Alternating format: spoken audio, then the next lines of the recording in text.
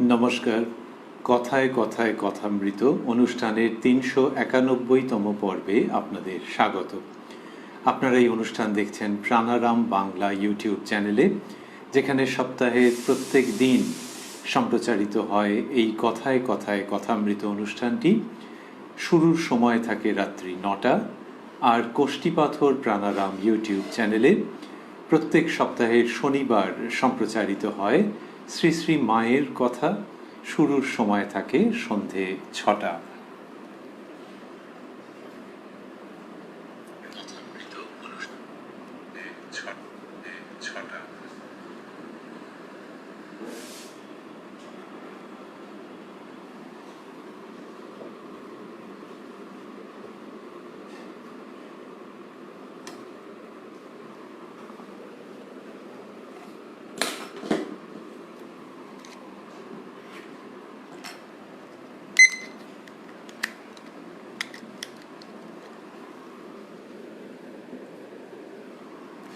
শ্রী শ্রী রামকৃষ্ণ কথামৃততে আমরা গতকাল এবং তার আগেও ছিলাম ১১ই মার্চ ১৮৮৫ প্রসঙ্গে, যেদিন শ্রীরামকৃষ্ণ উত্তর কলকাতায় ভক্তপ্রবর শ্রীযুক্ত বলরাম বসু মহাশয়ের গৃহে শুভাগমন করেছিলেন। সেইখানে উপস্থিত ছিলেন বালক ভক্তেরা এবং অবশ্যই ছিলেন কথামৃতকার শ্রীযুক্ত মহেন্দ্রনাথ গুপ্ত বা শ্রীম বা মাস্টার মহাশয়। বেলা আন্দাজ ১০টার সময় শ্রীরামকৃষ্ণ বলরামবাবুর বাড়িতে শুভাগমন করেছিলেন। মাস্টারমশাই স্কুলের কাজ কিছুটা সেরে বেলা দ্বীপ্রহরের সময়, মানে ওই ৯টা থেকে ১২টার মধ্যে কোনো সময় এসেছিলেন।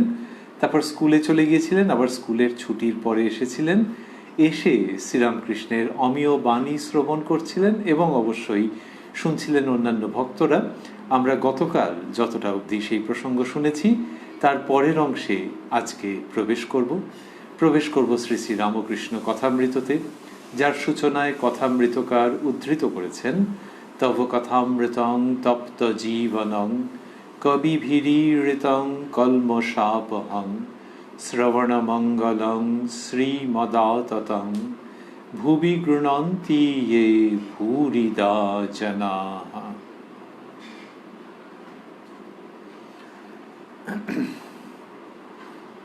ওই যে মাস্টারমশাই আসার পর কথা হচ্ছিল, তারপরে কি হলো, যে যতটা কথা হচ্ছিল তাতে আমরা শুনেছিলাম যে নরেন্দ্রনাথের প্রসঙ্গ এসেছে। শ্রীরামকৃষ্ণ বলেছেন যে কেন তিনি আসছেন না, এই সব কথাবার্তা হয়েছে।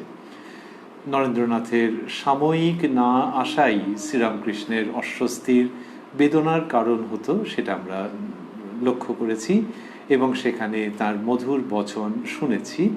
তারপরে মাস্টারমশাই লিখছেন, ঠাকুর গান শুনিবেন ইচ্ছা প্রকাশ করিলেন। বলরামের বৈঠকখানায় এক ঘর লোক, সকলেই তাহার পানে চাহিয়া আছেন, কি বলেন শুনিবেন, কি করেন দেখিবেন। শ্রীযুক্ত তারাপদ গাহিতেছেন, কে সব কুরু করুণা দিনে কুঞ্জ কাননচারী মাধব মনমোহন মুরলীধারী। কে সব কুরু করুণা দিনে কুঞ্জ কাননচারী মাধব মনমোহন মোহন মুরলীধারী। হরি বল হরি বল হরি বল মন আমার, ব্রজ কিশোর কালীয় হর কাতর ভয় ভঞ্জন। নয়ন বাঁকা বাঁকা শিখি পাখা রাধিকা হৃদি রঞ্জন। গোবর্ধন ধারণ বনকুসুম ভূষণ দামোদর কংস দর্পহারী শ্যাম রাস রস বিহারী হরি বল ইত্যাদি। শ্রীরামকৃষ্ণ গিরিশের প্রতি, মাস্টারমশাই লিখছেন, শ্রীরামকৃষ্ণ গিরিশের প্রতি, আহা বেশ গানটি, তুমি কি সব গান বেঁধেছ? একজন ভক্ত, হ্যাঁ উনি চৈতন্যলীলার সব গান বেঁধেছেন। শ্রীরামকৃষ্ণ গিরিশের প্রতি, এ গানটি খুব উতরেছে। তো এই যে তারাপদ বাবু, যিনি গায়ক, চৈতন্যলীলার বিখ্যাত গান পরিবেশন করলেন, সেটি শ্রীরামকৃষ্ণের ভালো লেগেছে। কেশব কুরু করুণা দিনে কুঞ্জ কাননচারী। তো তিনি গায়কের কথা বললেন, গায়কের সঙ্গে কথা বলতে বলতে যে বললেন যে তুমি কি এইসব গান বেঁধেছো, তুমি কি সব গান বেঁধেছো? তা একজন ভক্ত বললেন চৈতন্য লীলার গান সব উনিই বেঁধেছেন। তখন শ্রীরামকৃষ্ণ গিরিশবাবুর প্রতি বলছেন যে এই গানটি খুব উতরেছে। শ্রীরামকৃষ্ণ গিরিশবাবুকে জিজ্ঞাসা করেছিলেন যে তুমি কি সব গান বেঁধেছো? তখন উনি তাই বললেন। ভক্ত বললেন যে চৈতন্য লীলার সব গান গিরিশবাবুই বেঁধেছেন। এইবারে গায়ক তারাপদবাবুর প্রতি শ্রীরামকৃষ্ণ বলছেন নিতাইয়ের গান গাইতে পারো? মাস্টারমশাই লিখছেন আবার গান হইল। নিতাই গেয়েছিলেন কিশোরীর প্রেম নিবিয়ায় প্রেমের জুয়ার বয়ে যায়, বইছে রে প্রেম শতধারে যে যত চায় তত পায়।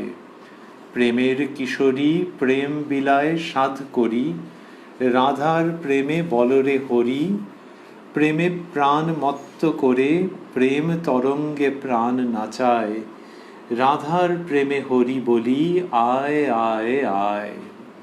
শ্রী গৌরাঙ্গের গান হইল কার ভাবে গৌর বেশে জুড়ালে হে প্রাণ, প্রেম সাগরে উঠল তুফান থাকবে না আর কুলমান। মন মজালে গৌর হে ব্রজ মাঝে রাখাল সাজে, চড়ালে গোধন ধরলে করে মোহন বাঁশি, মজল গোপীর মন ধরে গোবর্ধন রাখলে বৃন্দাবন, মানের দায়ে ধরে গোপীর পায়ে ভেসে গেল চাঁদ বয়ান, মন মজালে গৌর হে। সকলে মাস্টারকে অনুরোধ করিতেছেন তুমি একটি গান গাও। মাস্টার একটু লাজুক, ফিসফিস করে মাপ চাহিতেছেন। এইবারে মাস্টারমশাইকে হঠাৎ অনুরোধ করছেন কেন? তার কারণ মাস্টারমশাই এই রসের রসিক, তিনি রাধাকৃষ্ণ লীলা সম্পর্কে জানেন। তিনি নিজেই বলতেন যে শ্রী শ্রী শ্রীচৈতন্য চরিতামৃত গ্রন্থটি তিনি পড়তেন এবং কীরকম পড়তেন তিনি নিজেই বলেছেন যে ঠাকুরের কাছে যাওয়ার আগে ওই গ্রন্থ পাগলের মতো পড়তাম, শ্রী চৈতন্য চরিতামৃত। তো চৈতন্যদেবের জীবন সম্পর্কে মাস্টারমশাই অবহিত আছেন, তিনি সেই জীবন রসের রসিক। এখানে সকলে এইসব গান হচ্ছে, চৈতন্য লীলার গান হয়েছে, তা সকলে মাস্টারমশাইকে অনুরোধ করেছেন তুমি একটি গান গাও। এবার মাস্টারমশাই নিজের সম্পর্কেই বলছেন যে মাস্টার একটু লাজুক, ফিসফিস করে মাপ চাহিতেছেন, ফিসফিস করে, যাতে এটা নিয়ে আর বাড়াবাড়ি না হয়, যেরকম হয় আর কি, লাজুক মানুষ তো, যে গান গাওয়া নিয়ে আবার বাড়াবাড়ি না হয়, আরও 5 জনেরা অনুরোধ করেন।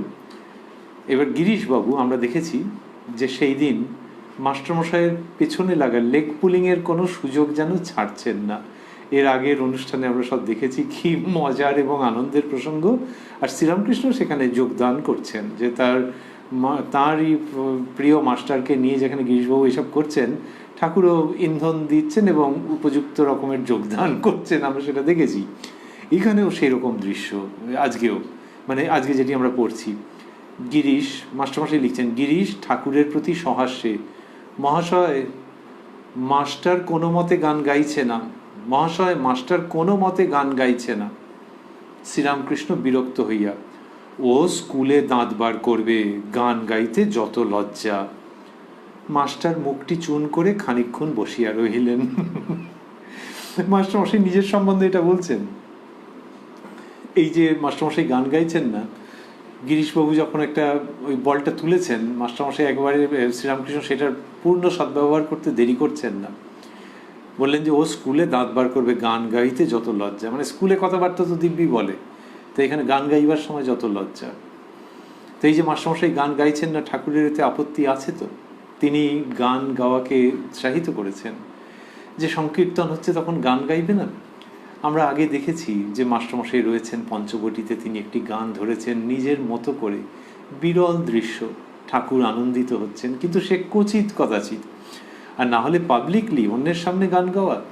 তো ঠাকুর সেটাতে আপত্তি আছে তার, যে এরকম যখন ভগবত সঙ্গীত হচ্ছে তখন কেন গাইবে না? ঠাকুর নিজেই বলছেন লজ্জা ঘৃণা ভয় 3 থাকতে নয়। লজ্জা মানে ওই যে ঈশ্বরীয় প্রসঙ্গে আবার লজ্জা কি, যে কে কি ভাববে। এমনিতে মাস্টারমশাই সেই লজ্জা করেননি, তিনি যে জীবন যাপন করেছেন কত প্রতিকূলতা, কত অভিযোগ, তার মধ্য থেকে তিনি ঠাকুরের কাছে এসেছেন। সংসারের যত রকমেরই অসুবিধে থাকুক না কেন, যত রকমেরই প্রতিবন্ধকতা থাকুক না কেন, সেই সমস্ত সংগ্রাম করে অতিক্রম করে তিনি এসেছেন। লজ্জা টজ্জার কোথায় আর। কিন্তু এই গানের ব্যাপারে আছে এই যে ইনহিবিশন, সেটাও মানুষকে অধ্যাত্ম পথে এগোবার পথে একটা বাধা দেয়। লজ্জা আসলে তো এক ধরনের একটা বন্ধন, তো যে কিসের লজ্জা, কেন, কি ভয়, সেটা যেই বলা হবে, কিসের সংকোচ, সেই যেই বলা হবে, তখন দেখা যাবে ওর সঙ্গে একটা অহং বুদ্ধি কোথাও জড়িত হয়ে আছে। তো শ্রীরামকৃষ্ণ এই লজ্জার বন্ধনটা, ঈশ্বরীয় পথে আবার লজ্জার কিসের, এই বন্ধন ভেঙে দিতে চেয়েছেন। এইখানে মাস্টারমশাইকে বেশ একটু হার্ড হিট করেছেন, সেরকমভাবে তিনি বলেছেন। মাস্টারমশাইয়ের দিকটি ভাবলে অবাক হতে হয় যে ঠাকুর যে কথাগুলো বললেন, 5 জনের সামনে, তো কম বয়সী ছেলেরা রয়েছে, তার ছাত্র রয়েছে, তো তাদের সামনে ঠাকুর এটা বলেছেন। এমনিতে লোকে লজ্জা পেয়ে যায়, সংকুচিত হয়, কখনো কখনো একটুখানি মনটা কেমন করে। এর ক্ষেত্রে দেখছি যে ইনি বইতে লিখে বইতে ছাপিয়ে দিলেন, সেটা জগতের লোক যাতে জানতে পারে, তার জন্য কিছু তিনি গোপন করলেন না। এমনিতে কি হয়, লোকে ওরকম বকুনি খেয়ে গেলে ভাবে চুপচাপ যে আর কে আসে দেখি, আর এটা এই কথাটা যেন আর এরা না বেশি আবার বাইরে বলে। কিন্তু মাস্টারমশাই সেগুলো শুধু লিখে দিলেন তাই নয়, তারপরে মন্তব্য করছেন, মাস্টার মুখটি চুন করে খানিকক্ষণ বসিয়া রহিলেন। এর আগে আমরা দেখেছি যে যেখানে কিনা অন্য রকমের প্রসঙ্গ এসছে, বা শ্রীরামকৃষ্ণ খুব স্নেহ করে মাস্টারমশাইয়ের উচ্চ অবস্থা সম্পর্কে কিছু বলেছেন, সেখানে তিনি মাস্টার নামটি না দিয়ে অন্য নাম দিয়েছেন, মণি, এই সমস্ত নাম ব্যবহার করেছেন, যাতে বোঝা না যায় যে শ্রীযুক্ত মহেন্দ্রনাথ গুপ্তের উদ্দেশ্যে এইসব উচ্চ ভাবের কথা প্রযুক্ত হয়েছিল। কালে কালে সেটা জানা গেছে, কিন্তু তিনি ছদ্মনাম 2 স্তরে ব্যবহার করেছেন। আর এখানে যখন তাকে ঠাকুর বকেছেন এবং মুখ চুন করে বসে থাকার কথা, সেখানে মাস্টার নামটি দিয়ে দিয়েছেন। এই মাস্টারমশাই মহেন্দ্রনাথ গুপ্ত আমাদের চির প্রণম্য। তিনি মাস্টারমশাই, তো তিনি শেখান এবং এখানেও শেখাচ্ছেন যে অহংবোধ ধুয়ে মুছে না ফেললে কি করে ঠাকুরকে পুরোপুরি বোঝা যাবে, উপস্থাপন করা যাবে, আস্বাদন করা যাবে, তার কথা চিন্তা করা যাবে। যত অহং চলে যাবে, আর অহং কখন ফোঁস করে ওঠে, যখন এইসব অভিমানের অপমানের প্রসঙ্গ আসে, লোকে গোঁসা করে, তখন এইসব ভাষা ব্যবহৃত হয় যে বাবা কি গোঁসা দেখো, এবং বলে আমি আর যাবই না, এই সমস্ত করে। সেইখানে মাস্টারমশাই যেভাবে ঠাকুরের কথা তুলে ধরছেন, তার থেকে আমাদের শেখবার আছে। আমরা শিখতে চাই সেই চিরকালের মাস্টারমশাইয়ের কাছ থেকে, যে কিভাবে অহং ধুয়ে মুছে ফেলে তারপর সেইখানে ঠাকুর শ্রীরামকৃষ্ণের প্রতিষ্ঠা করে তাকে পুজো করতে হয়। তো মাস্টারমশাই এইরকমভাবে লিখেছেন যে তিনি কেউ নন, এইরকমভাবে ঠাকুর শ্রীরামকৃষ্ণকেই তিনি ঊর্ধ্বে তুলে ধরছেন, সকলের দৃষ্টির গোচর করছেন, সকলের যাতে পুজোর সুবিধে হয়। শ্রীযুক্ত সুরেশ মিত্র একটু দূরে বসেছিলেন। সুরেশ মিত্র, আমরা আগে ওই নামটি পেয়েছি, শ্রীযুক্ত সুরেন্দ্রনাথ মিত্র, কিন্তু ঠাকুর কখনো কখনো সুরেন্দর, কখনো কখনো সুরেশ বলতেন। তা মাস্টারমশাইও মনে হয় গুলিয়ে ফেলেছেন, সম্পূর্ণ ঠাকুরের উপরেতে তিনি নির্ভর করেছেন, তো ঠাকুরময় জীবন। তো ঠাকুর যেকালে বলেছেন, মাস্টারমশাই লিখে দিয়েছেন শ্রীযুক্ত সুরেশ মিত্র একটু দূরে বসেছিলেন। ভালো লাগে আমাদের যে যখন লিখছেন তখন ঠাকুরের সত্তা, ঠাকুরের ভাবনাই যেন তার হাত দিয়ে বেরুচ্ছে। শ্রীযুক্ত সুরেশ মিত্র একটু দূরে বসেছিলেন, ঠাকুর শ্রীরামকৃষ্ণ তাহার দিকে সস্নেহ দৃষ্টিপাত করিয়া শ্রীযুক্ত গিরিশ ঘোষকে দেখাইয়া সহাস্য বদনে কথা কহিতেছেন। এই দিনকে খুব একটা অদ্ভুত মেজাজের মধ্যে, একটা অদ্ভুত মানসিকতার মধ্যে সমস্ত প্রসঙ্গ চলছে। এই গিরিশবাবু, এই বলরামবাবুর বাড়ি থেকে ঠাকুর গিরিশবাবুর থিয়েটার দেখতে যাবেন, অনেক রাত হবে, কিন্তু তার আগে এইরকম একটা কিরম প্রসন্ন একটা মজার মুডে চলছে, সেই মানসিকতা আমরা পাচ্ছি।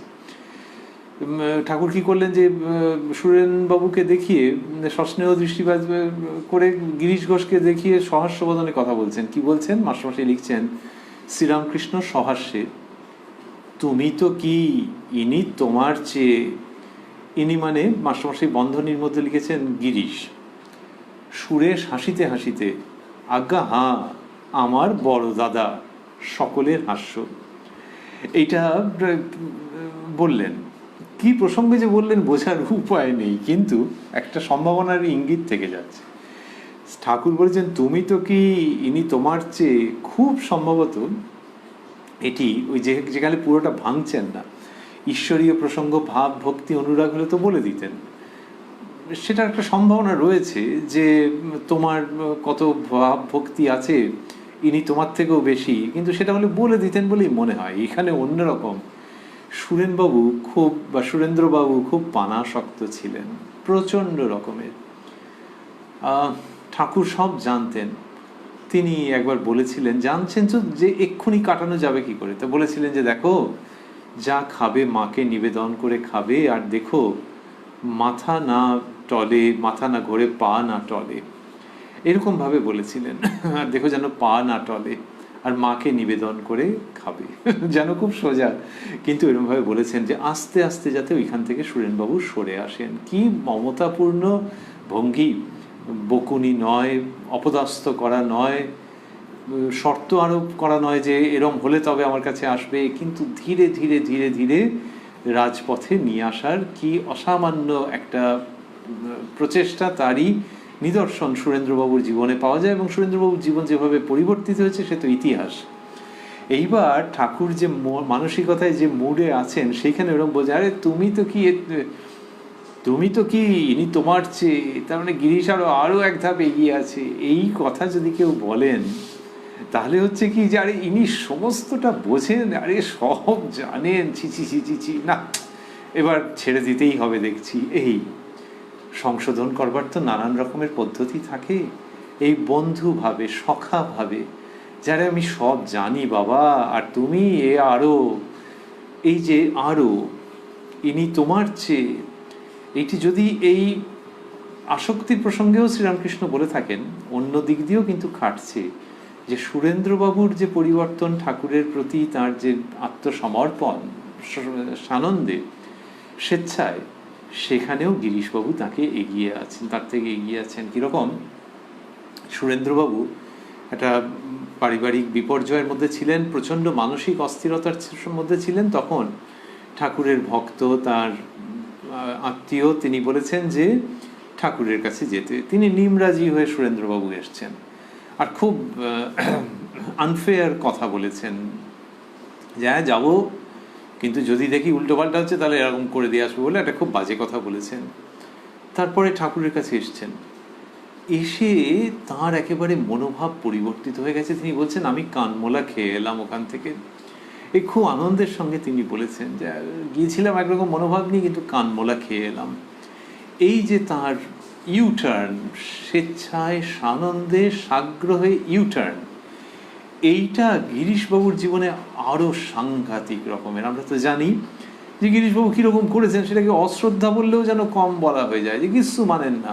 চৈতন্য লীলায় এই ধরনের ভক্তি ভাবপূর্ণ গান লিখেছেন, তিনি গান বেঁধেছেন, কিন্তু এমনি প্রথাগত ভক্তিভাব, অন্যকে প্রণামাদি করা, ও বাবা, সেখান থেকে কত দূরে তিনি।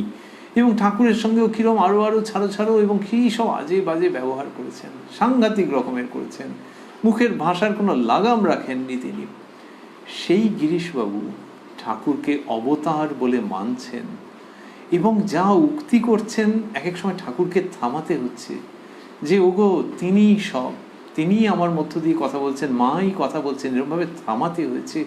ঠাকুর বলছেন গিরিশের 5 শিখে 5 আনা বিশ্বাস। তাহলে এই যে গিরিশবাবুর সো কল্ড ইউটার্ন, এবং গিরিশবাবুর ক্ষেত্রেও পরবর্তী জীবনে দেখা যাচ্ছে, এই তো 1885 মার্চ মাসে আমরা প্রসঙ্গের মধ্যে রয়েছি, 1886 1 জানুয়ারি গিরিশবাবু বলবেন যে বেদ বাল্মীকি যাঁর ইয়ত্তা করতে পারেননি, তার সম্বন্ধে আমি আর অধিক কি বলবো।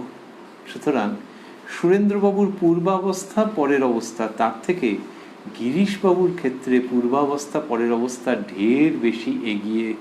ওই যে চেঞ্জটা, দ্য কোয়ান্টাম অফ চেঞ্জ গিরিশবাবুর ক্ষেত্রে অনেক বেশি। সুতরাং ঠাকুর যদি পানাশক্তির দিক থেকে বলে থাকেন, তার মধ্যে তো প্রচণ্ড মজা আছে।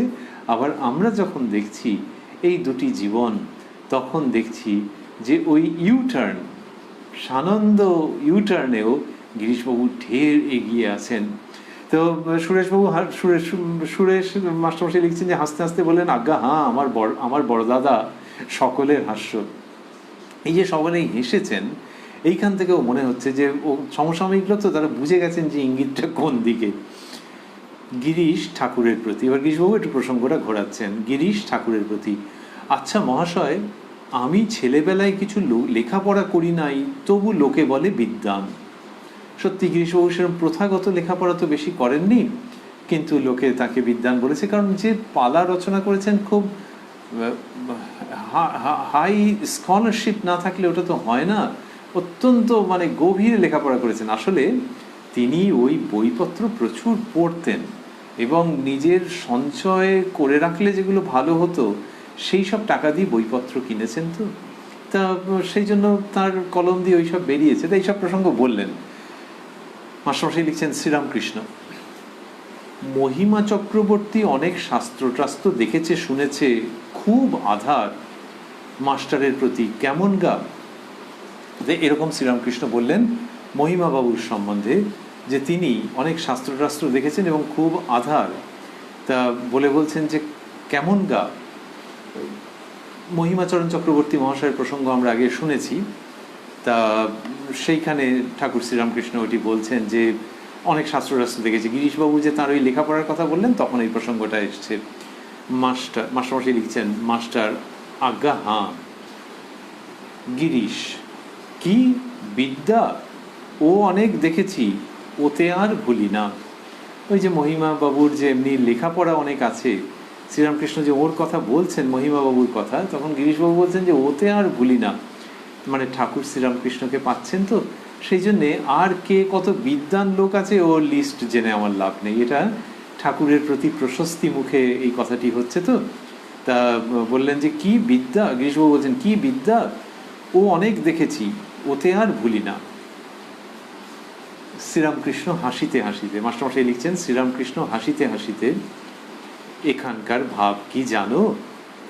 বই শাস্ত্র এসব কেবল ঈশ্বরের কাছে পৌঁছিবার পথ বলে দেয়।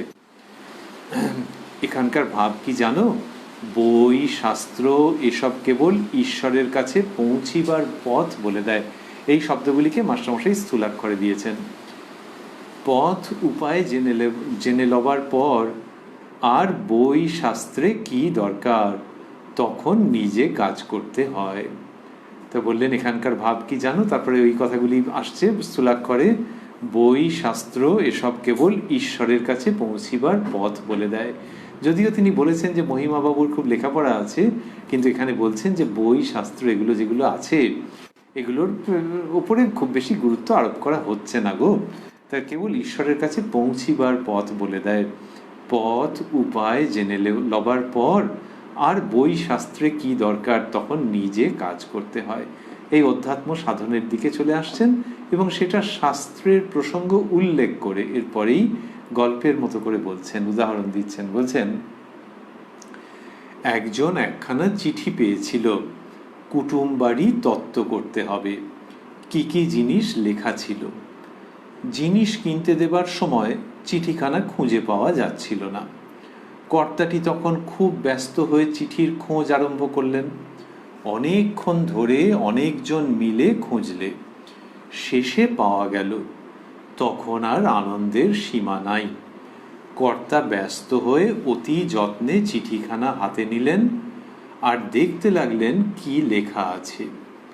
লেখা এই, 5 সের সন্দেশ পাঠাইবে, একখানা কাপড় পাঠাইবে, আরো কত কি।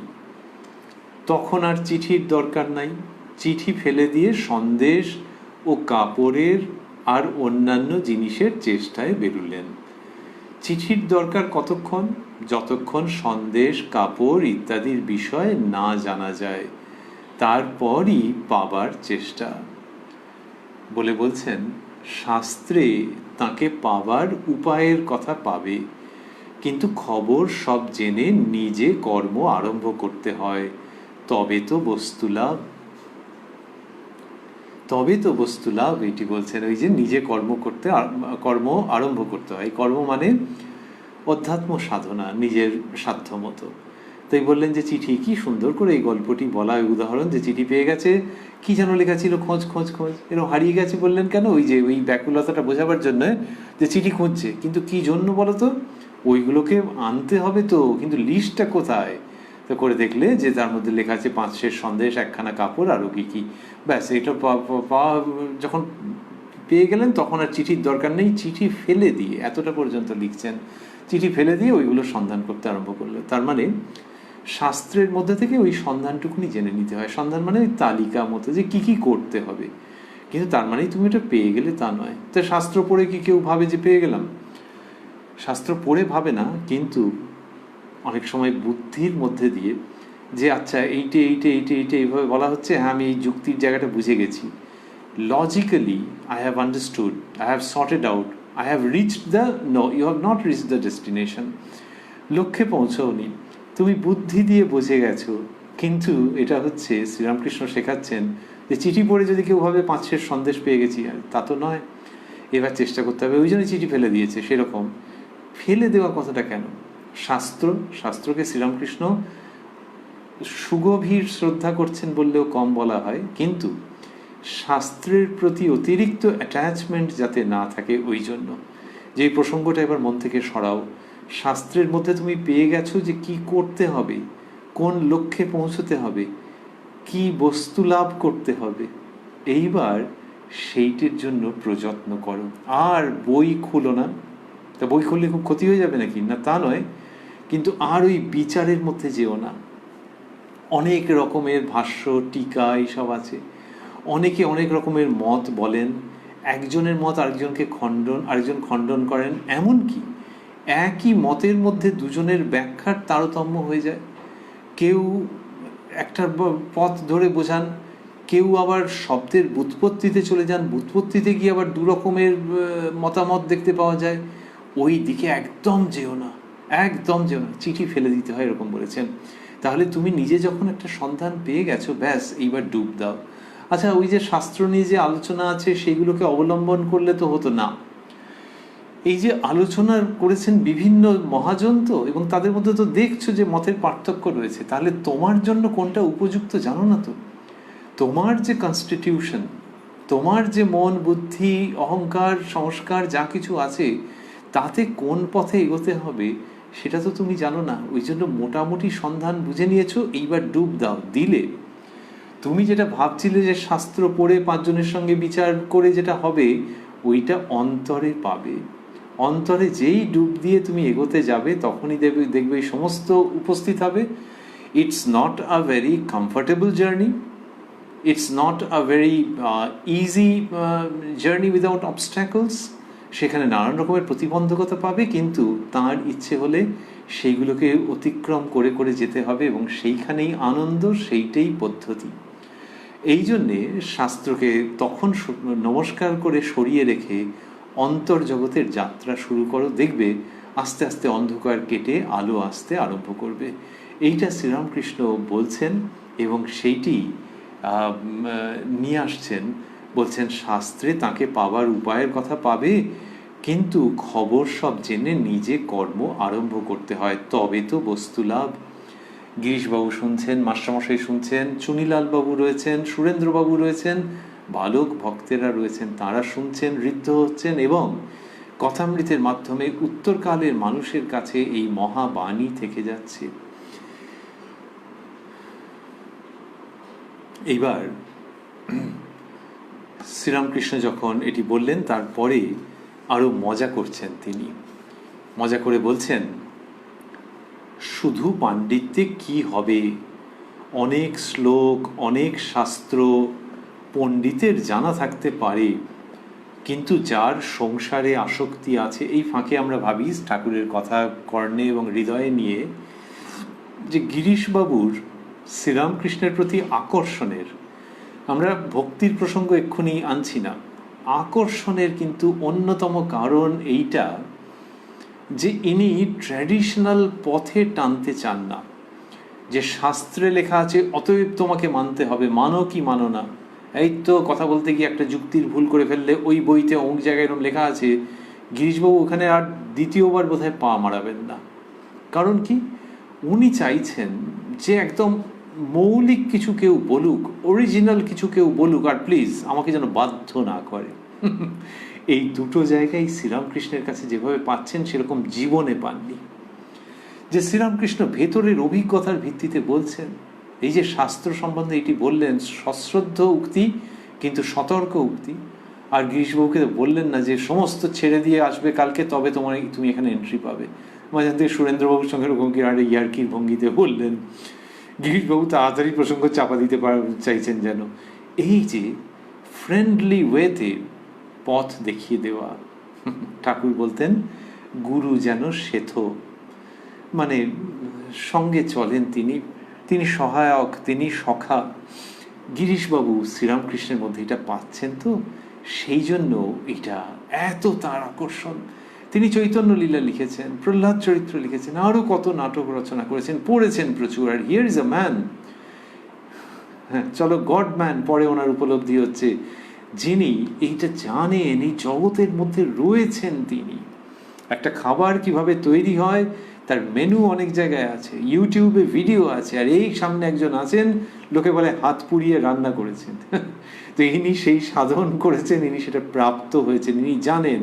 এই রাখো ইউটিউব, রাখো রেসিপি, ওগুলো ইম্পর্টেন্ট আছে জানি। আর একে যখন পেয়ে গেছি তখন আমার ওগুলো কী করে দরকার, একটু বলুন তো কীভাবে রাঁধবো। শ্রীরামকৃষ্ণের কাছে গিরিশবাবু সেই রন্ধনের, সেই শৈলীর, সেই আস্বাদনের কথা জানবার জন্য তাঁর শ্রীচরণে নত হচ্ছেন। ঠাকুর বলছেন শুধু পাণ্ডিত্যে কি হবে, অনেক শ্লোক, অনেক শাস্ত্র পণ্ডিতের জানা থাকতে পারে, কিন্তু যার সংসারে আসক্তি আছে, যার কামিনী কাঞ্চনে মনে মনে ভালোবাসা আছে, তার শাস্ত্র ধারণা হয় নাই, মিছে পড়া। এই যে যদি তার জীবনের মধ্যে ওটা এসে না থাকে, তাহলে আমি বলে দিচ্ছি, তুমি জানবে যে ওর এখনো পড়ার কিছু লাভ হয়নি। এটার দ্বারা শ্রীরামকৃষ্ণ মানুষকে খাটো করছেন না। যার কিনা ওই কামিনী কাঞ্চনে মন আছে তাকে তিনি রিজেক্ট করছেন না, কিন্তু সকলকে যেন খুব প্রসন্নতার সঙ্গে বন্ধুভাবে এটি বলছেন যে জীবনের মধ্যে নিয়ে এসো, তাহলে সব সার্থক।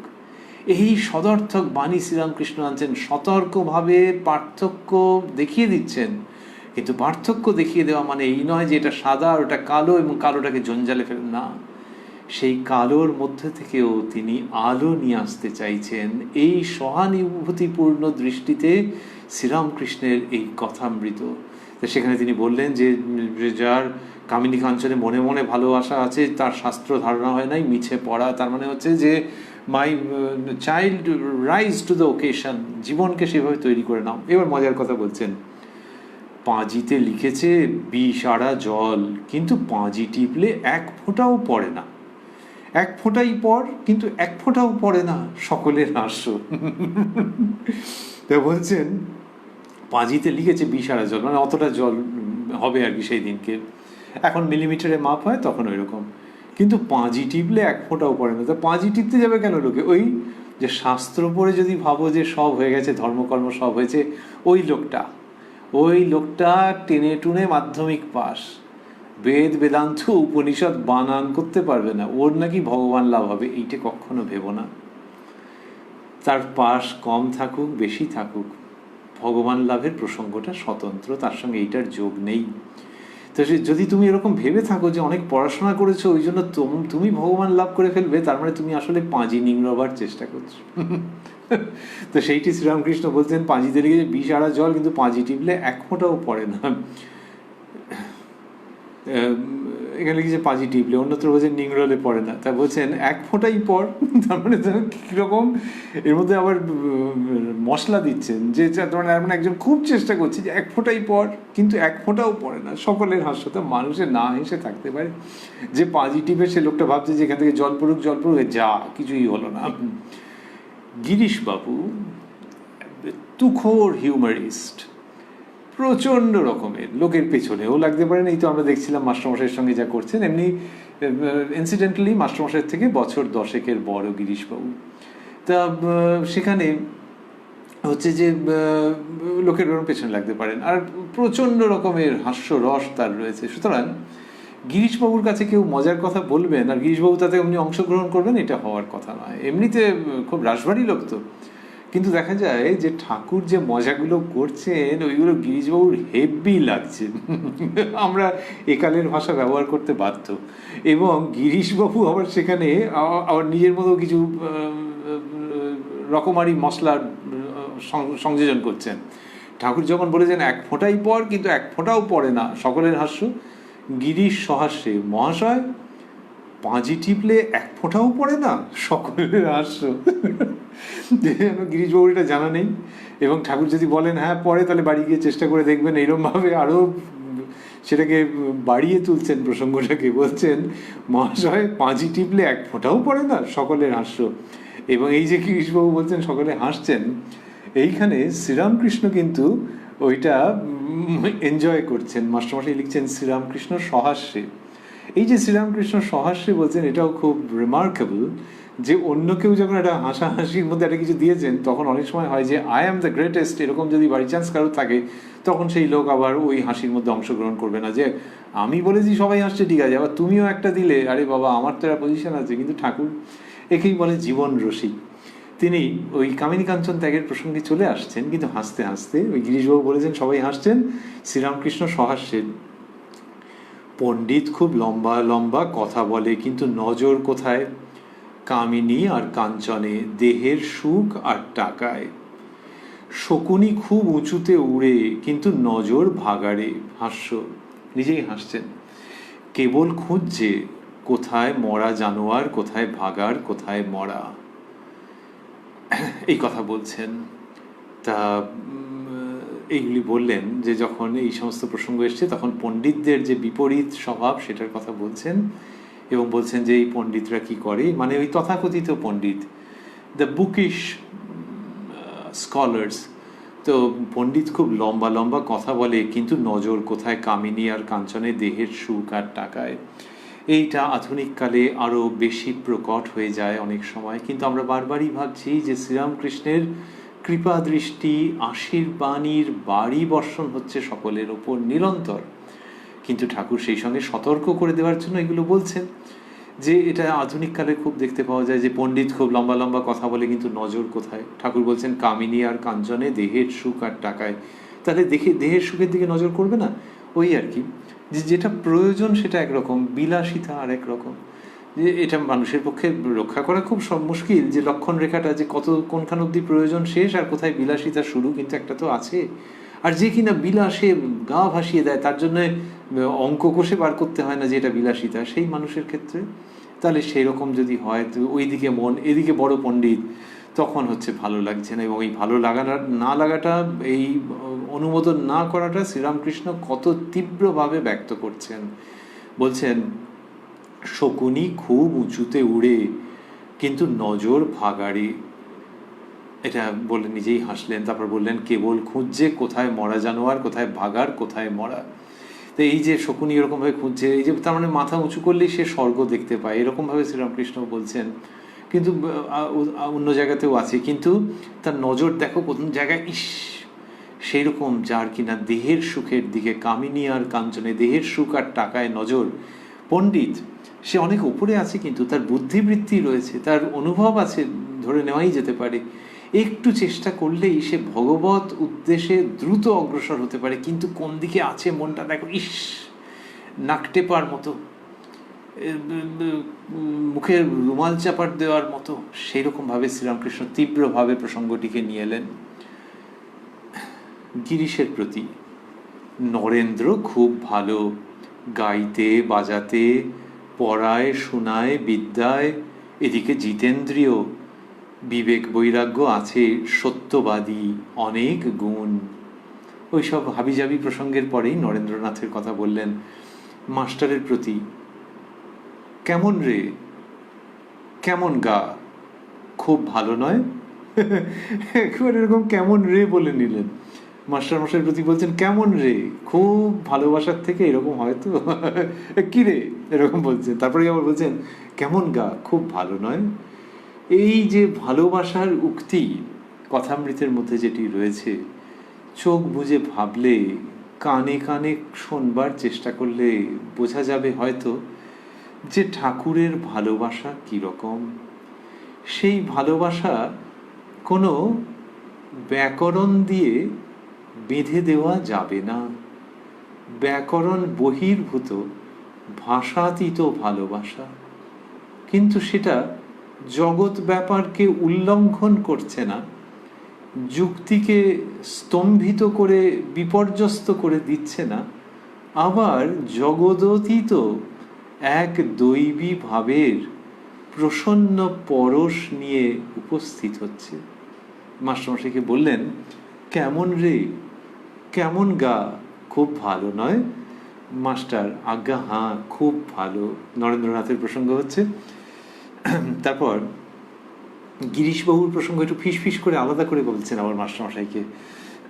মাস্টারমশাই লিখছেন, শ্রীরামকৃষ্ণ জনান্তিকে মাস্টারের প্রতি, দেখো ওর খুব অনুরাগ আর বিশ্বাস। গিরিশবাবুর কথাও বলছেন, এদেরকে নিয়ে আনন্দ করছেন। মাস্টার অবাক হইয়া গিরিশকে এক দৃষ্টে দেখিতেছেন। গিরিশ ঠাকুরের কাছে কয়েকদিন আসিতেছেন মাত্র। মাস্টার কিন্তু দেখিলেন যেন পূর্ব পরিচিত, অনেক দিনের আলাপ, পরমাত্মীয়, যেন এক সূত্রে গাঁথা মণিগণের একটি মণি।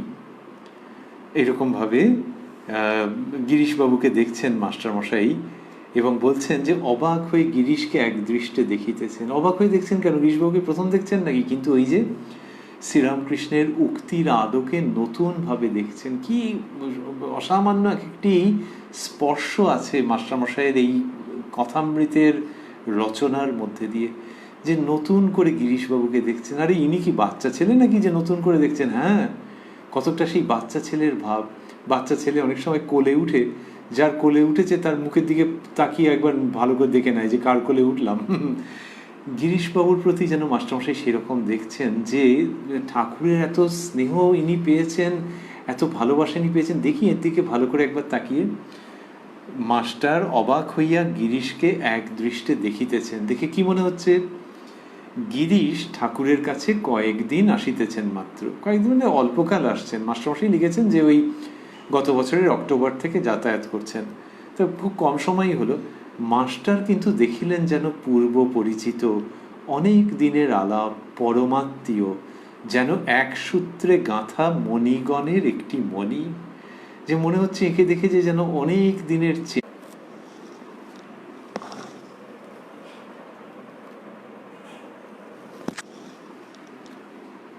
গিরিশবাবুর যে মনে হলো যে মাস্টারমশাই যে মনে হচ্ছে যে গিরিশবাবু পরমাত্মীয়, এটি মনে হচ্ছে কেন?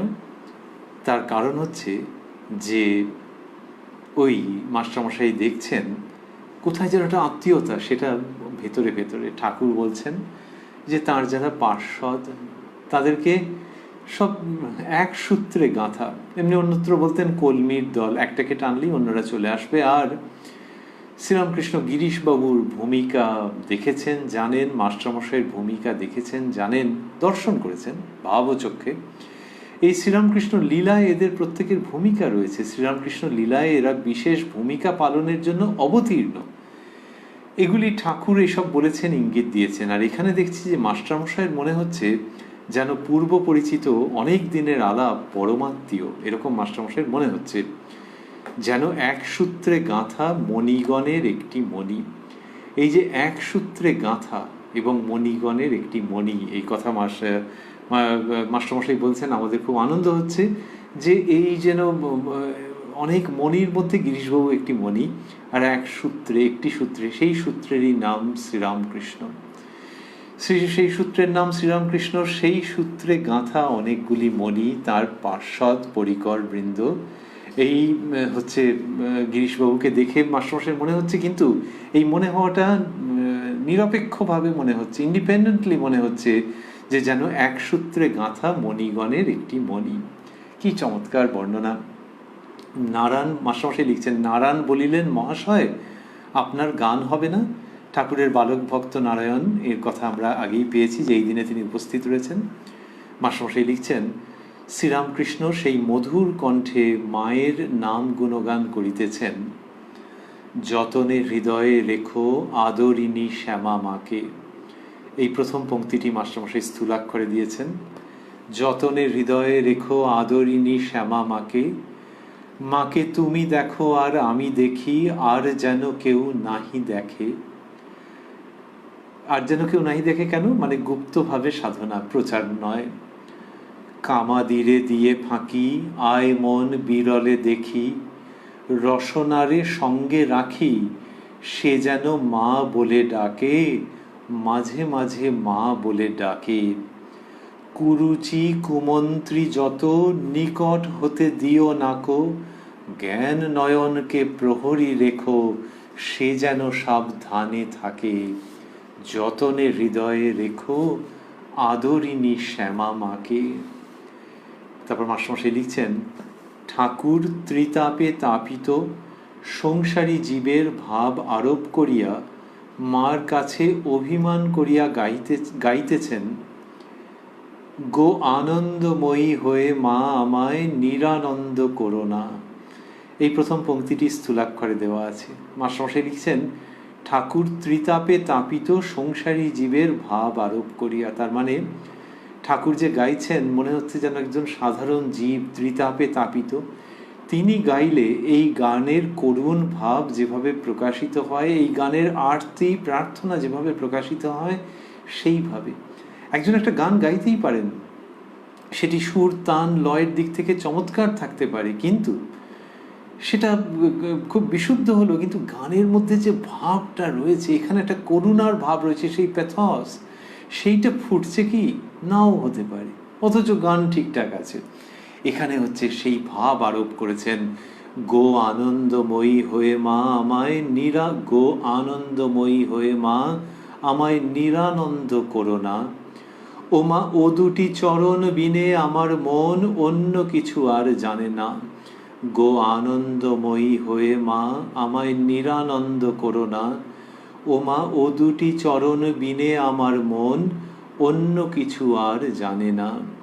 তপন তনয় আমায় মন্দ কয়, কি বলিব তাই বলো না। ভবানী বলিয়ে ভবে যাব চলে, মনে ছিল এই বাসনা। অকুল পাথারে ডুবাবি আমারে, ওমা স্বপনেও তা তো জানি না। অহরহর নিশি শ্রী দুর্গা নামে ভাসি, তবু দুঃখ রাশি গেল না। এবার যদি মরি ও হর সুন্দরী, তোর দুর্গা নাম আর কেউ লবে না। গো আনন্দময়ী হয়ে মা আমায় নিরানন্দ করো না। আর নিত্যানন্দ, মাস্টারমশাই লিখছেন, আর নিত্যানন্দময়ী ব্রহ্মানন্দের কথা গাইতেছেন, শিব সঙ্গে সদা রঙ্গে আনন্দে মগনা। এই প্রথম পংক্তিটি স্থূলাক্ষরে দেওয়া আছে। শিব সঙ্গে সদা রঙ্গে আনন্দে মগনা, সুধা পানে ঢল ঢল ঢলে কিন্তু পরে না মা। বিপরীত রতাতুরা পদভরে কাঁপে ধরা, উভয়ে পাগলের পাড়া, লজ্জা ভয় আর মানে না মা। শিব সঙ্গে সদা রঙ্গে আনন্দে মগনা। ভক্তেরা নিস্তব্ধ হইয়া গান শুনিতেছেন, তাহারা এক দৃষ্টে ঠাকুরের অদ্ভুত আত্মহারা মাতোয়ারা ভাব দেখিতেছেন। গান সমাপ্ত হইল। তো বলছেন মাস্টারমশাই যে ভক্তেরা নিস্তব্ধ হয়ে গান শুনছেন, এবং কি হচ্ছে, তারা এক দৃষ্টে ঠাকুরের অদ্ভুত আত্মহারা মাতোয়ারা ভাব দেখছেন। কি আনন্দের পরিবেশ। গান সমাপ্ত হইল। কিয়ৎকাল পরে ঠাকুর শ্রীরামকৃষ্ণ বলিতেছেন, আমার আজ গান ভালো হলো না, সর্দি হয়েছে। তিনি এরকম বলছেন, কিন্তু এই অসামান্য গান, সেই পরিবেশ, সেই অধ্যাত্ম ভাব আমাদের হৃদয়ে যেন সঞ্চারিত হয়ে যাচ্ছে অব্যর্থভাবে। আমরা রয়েছি উদ্বোধন কার্যালয়ে প্রকাশিত শ্রী শ্রী রামকৃষ্ণ কথামৃতের 774 পৃষ্ঠায় রয়েছি 11ই মার্চ 1885-তে বলরাম মন্দিরে শ্রীরামকৃষ্ণের পূত সান্নিধ্যে। ঠাকুর শ্রীরামকৃষ্ণের কৃপা সাপেক্ষে আমরা আপনারা আবারও মিলিত হব এই অনুষ্ঠানে আগামীকাল প্রাণারাম বাংলা ইউটিউব চ্যানেলে, যেখানে সপ্তাহের প্রত্যেক দিন সম্প্রচারিত হয় এই কথায় কথায় কথামৃত অনুষ্ঠানটি। শুরুর সময় থাকে রাত্রি 9টা, আর কোষ্ঠী পাথর প্রাণারাম ইউটিউব চ্যানেলে প্রত্যেক সপ্তাহের শনিবার সম্প্রচারিত হয় শ্রী শ্রী মায়ের কথা শুরুর সময় থাকে সন্ধে 6টা। আজকে শেষ করতে করতে আমরা পুনরায় ভাবছি বলরাম মন্দিরে ওই আনন্দের যে দৃশ্য, আনন্দের যে মজলিস, শ্রীরামকৃষ্ণ সেটি করছেন এবং কি অনাবিল হাস্যরসের সঙ্গে তিনি অতি উচ্চ অধ্যাত্ম প্রসঙ্গ উপস্থাপন করছেন। এই ঝকঝকে বর্ণময় অধ্যাত্ম ভাব বিকিরণকারী যে দৃশ্য, সেটিকে আমরা অন্তরে ধারণ করতে করতে সেই দৃশ্যের যে মধ্যমণি সূর্য সদৃশ শ্রীরামকৃষ্ণ, যার দিকে চাওয়া যায় কারণ ওই সূর্যের কিরণের সঙ্গে চন্দ্রের সুষমা মাখামাখি হয়ে থাকে, তাঁরই চরণ কমলের দিকে চেয়ে চেয়ে প্রণাম করতে করতে আমরা আজকের অনুষ্ঠান সমাপন করি তাঁরই কৃপা ভিক্ষা করে। ওং নিরঞ্জনং নিত্যমনন্ত রূপং ভক্তানুকম্পা ধৃত বিগ্রহং বৈ ঈশাবতারং পরমেশমিড্যং তং রামকৃষ্ণং শিরসা নমামঃ।